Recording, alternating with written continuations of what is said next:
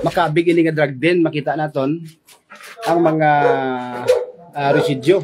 Nagtambad sa mga kapulisan ang pulo ka mga persona sa isa ka kwarto sang puluyan nga ginakabing nga drug den sa Zone 1, Barangay Desamparados, Haro, Iloilo City.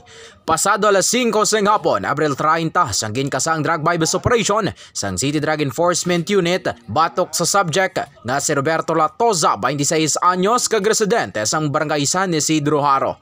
Sang ginsulod, ang isa kahulot, naabtan pa nga nag-spot session ang pulo pa ka mga sospetsado nga kaupod nila Toza. Ang mga ini ang ginkilala nga Musanday Felipe Yanco, 36 anyos ang Victoria City, Negros Occidental.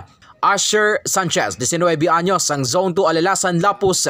Clyde Bayawa, 16 anyos sang San Isidro, Haro. Mark De La Peña, 20 anyos sang Desamparados, Haro. Angelo Galia, 18 anyos sang Habitat San Isidro, Haro. Leo Hobaldo, 34 anyos sang Barangay Airport, Mandurriao. Elmer Lucot, 39 anyos sang Barangay Lopez, Haina, Haro. Armando Diaz, 29 anyos sang Zone 4 Alalasan, Lapus. Roel Raimundo, 37 anyos sang Rizal, La Paz. Kag Carlos Bitonga, 38 anyos sang Grain Plain Subdivision, San Isidro, Haro. 11 tanan kasashay sang ginapatian shabu ang na-recover sa mga sospek. Lagip na ang drug bypass item nga ginabulubanta sa 60 gramos ang kabugaton kag may estimated market value nga 408,000 pesos.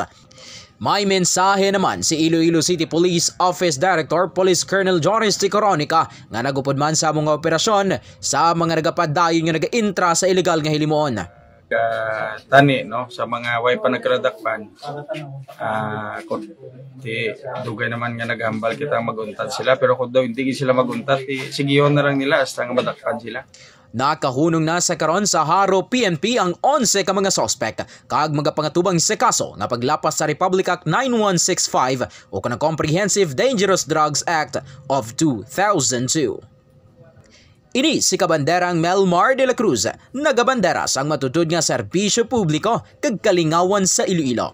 Radio Bandera. Ang ining balita ang ginadulong sa inyo sang DTX Coffee Mix. Himo sa natural nga sangka pareho sang amarkuso, chia seeds, sugared cane extract powder. DTX Coffee Mix. Nakakapi ka na, naka-detox ka pa. DTX Coffee Mix. Mabakal sa mga butika.